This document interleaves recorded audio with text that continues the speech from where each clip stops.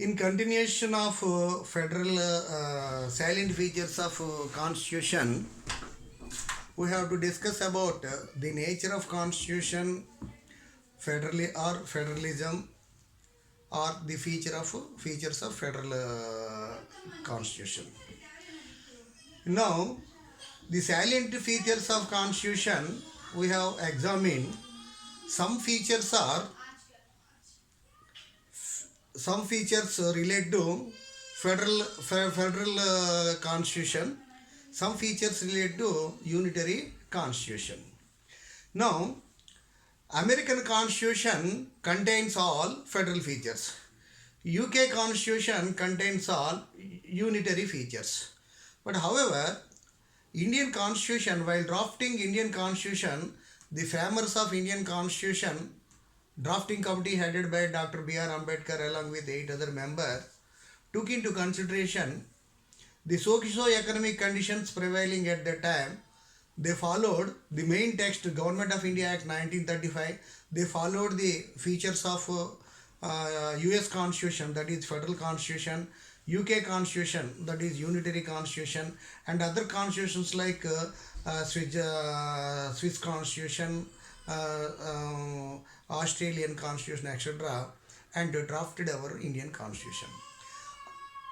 The framers adopted, while drafting the constitution, some federal features and some unitary features. So that is why our Indian constitution can be said, we can say that Indian constitution contains partly federal features and partly unitary features. That is why it can be said that Indian constitution is quasi-federal or semi-federal. So before, let me repeat once again, what unitary features we have borrowed from UK constitution, what features we borrowed from US constitution. Number one is the exclusive features of federalism are federal constitution are, number one is distribution of powers. Distribution of powers, already it was discussed in salient features of the constitution. Distribution of powers means all the powers are distributed between center and states, and center and states. States will have sovereignty, center will have sovereignty, and the subjects of the government are in India are categorized under three heads: union list, state list or provincial list, and concurrent list. Some subjects of administration are enlisted in union list. Some subjects of are enlisted in provincial list or state list. Some subjects are in concurrent list. For example, Army, Navy, Air Force in central list. Excise in state list. Police, central, it is in concurrent list. Central force is there. State level force is there. Like that, commercial tax, central sales tax is there, it is in concurrent list. Like that, the distribution of powers is there between quasi-federal. In our constitution is said to be quasi-federal because our constitution contains some unitary features and some federal features. So first federal feature is distribution of power. Our constitution, the powers are distributed between central government and state government. Central government is sovereign and supreme. State government are sovereign and supreme with reference to the discharge of their function. Second one is another feature of constitution is supremacy of the constitution. In federal structure, the constitution is supreme, and all laws are according to the constitution. All laws are according to the constitution, but constitution is not according to any law. Any law passed by central legislature, that is parliament, or provincial legislature, that is the state legislature, or delegated legislation under the power of delegated authority, delegated legislation. All the acts, enactments, bylaws must be in consonance with the provisions of the Indian Constitution. Any provision is inconsistent, that particular provision or act will be declared unconstitutional and it will be set aside. Next one is written constitution. This point also discussed in detail in features of the constitution. Our Indian Constitution is in writing, containing various rules with reference to the relations between government and state, and interrelation between the three organs of the government: executive, legislature and judiciary. and various freedoms, rights and duties of the citizens of the country. All these things are there. If all these things, all these issues can be specifically defined in the constitution, provided it is written constitution. If the constitution is in writing, supremacy of the constitution can be maintained. In the absence of written constitution, if it is unwritten like UK, the parliament will be the supreme, as this point also was discussed. Next point is rigidity. Our Indian constitution, article 368 of Indian constitution confers power on the parliament to amend the constitution. What is the procedure for passing any law? The same procedure will have to be followed for the amendment also. If any amendment is there, an amendment to that effect is initiated by the executive, that is Council of Ministers headed by Prime Minister. It is placed before the Parliament, that is Lok Sabha and Rajya Sabha, and after getting two-third, the bill to that effect is presented before Lok Sabha and Rajya Sabha, and it will be after approval, after getting two-third majority, the bill will go to President for assent. When after getting presidential assent, that act will be published in the official gazette, and with what effect that particular law will come into force or amendment shall come into force will be published in the official gazette, and accordingly the same issues, the same amendment law can be applied in the courts, and the courts will interpret that particular amendment or law as per the intention of the legislature. That is with reference to rigidity. So rigidity means American constitution is very rigid because it is a federal constitution. Rigid in the sense it is very, very difficult to amend the constitution. But India is rigid. That is why in American constitution the number of amendments are very limited. That is as on today there are about 127 amendments. In India there are 101 amendments and 20 more bills are pending. So this is the position of America and our country. Next, authority of courts. Authority of courts, and one more important thing is in federal constitution confers on courts independence of judiciary, and it confers on courts review power, and so that the judges of high courts and Supreme Court can deliver landmark decision in the interest of to deliver pure and impartial justice and to protect the interest of the aggrieved person. The reason is, even though the law, certain laws are not clear, certain laws are there is no legislation or law not yet enacted in particular areas, the judiciary can exercise its review power or discretionary power, can decide the cases. And P.N. Bhagwati coined the rule of absolute liability. So many landmark decisions for Vidyavati's case, Chief Justice Sinha, irrespective of referring to sovereign non-sovereign dichotomy, he directly directly ordered the government to pay compensation to the Vidyavati, who lost her husband in an accident. All these things we have already discussed in previous lectures. But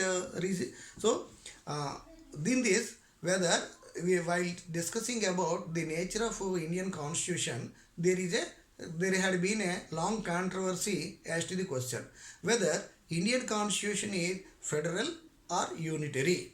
The question can be, we cannot say certainly that Indian Constitution is federal constitution. We cannot say Indian Constitution unitary, because we are following Indian Constitution contain some federal features like Indian distribution of power, supremacy of constitution, written constitution, rigidity and authority of courts. It also contains the features of unitary government, namely single citizenship, excess power of parliament, cabinet form of government, parliamentary form of democracy.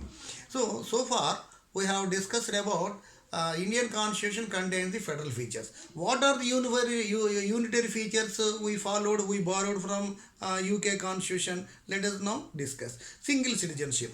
In the UK, only one citizenship. In America, there is a double citizenship. There is a state of California, state of Texas. that the citizenship is there, American citizenship is there. In UK, only English citizenship is there. There is no any state citizenship. In India also, we are all Indians. We cannot claim any state, Kerala citizenship or Andhra Pradesh citizenship or Rajasthan citizenship. We can all, whether you are Hindu, whether you are a Hindu, Muslim, wherever you reside, in whatever state you reside, whatever union territory you reside, your state citizenships cannot be available. You will be Indian. We all are Indians. We don't have any double citizenship. We have only single citizenship. This single citizenship we borrowed from UK Constitution, Unitary Constitution. Excess power of Parliament. Excess power of Parliament is one more feature of Indian Constitution. So in Indian Constitution is written Constitution, it is supreme. Even though Indian Constitution is written and if it is written, it can be supreme. If it is not written, it cannot be supreme. Whether it is written or supreme, but this Constitution is made by whom? Our Parliament, the members of the Parliament. All our Parliament, that is central legislature, pass all legislation including the Constitution. Constitution is also like one of the laws, but it is the supreme law, the topmost law. It is topmost law. How the Parliament is empowered to make any amendment, bring any amendment acts in respect of all legislations passed. The Parliament is having same power to amend any provisions of the Constitution. What is the procedure followed for passing any law? The same procedure should be followed for any amendment also, whether it is a company act or transfer of property act or whatever act. Similarly, whatever procedure is followed for amending any act or legislation, IPC, CRPC, Evidence Act or whatever, the same procedure is followed for Constitution also. There the provisions are known as sections. Here the provisions are known as articles, subarticles, articles, clauses, subarticles, like this.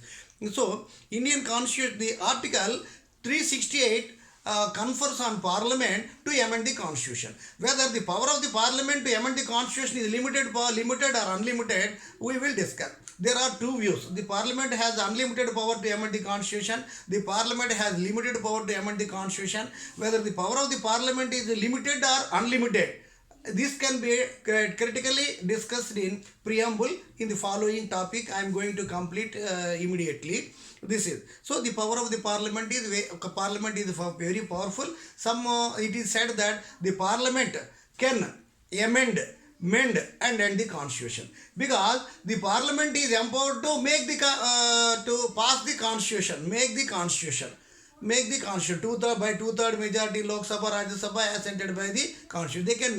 They can amend the Constitution. Under 368 they are empowered to amend the Constitution, but they can end the Constitution. Some great person said that it can end the Constitution in the sense when Parliament is given unlimited power to make any amendment subject to basic structure, but still it can amend, means it is it cannot be done, it would never be done, but all the provisions can be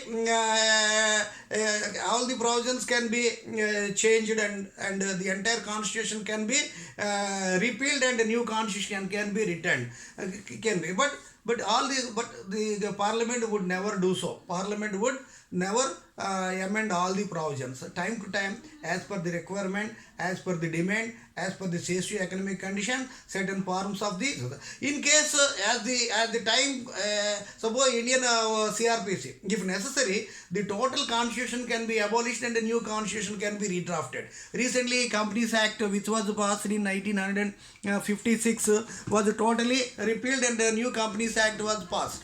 Similarly, CRPC, originally the Code of Criminal Procedure, it was passed in the year 1898. There it was, the provisions are amended from time to time, and ultimately New Companies Act was passed in the year, the Code of Criminal Procedure was passed in the year 1973. It came into force from 1st April 1974. So in one more unitary feature is, which our Indian Constitution having, is unlimited power, excessive power of the Parliament. Our Indian Parliament is such a powerful that it can amend the Constitution, amend the Constitution, and it can also empowered to end the constitution if so necessary. The entire constitution can be abolished and it can be revised. So even after a few years, there is no, even as the time passed, the number of amendments may go up, but ultimately the constitution will again be revised. Just like CRPC or Companies Act, or so many acts are there which are being revised from time to time. That is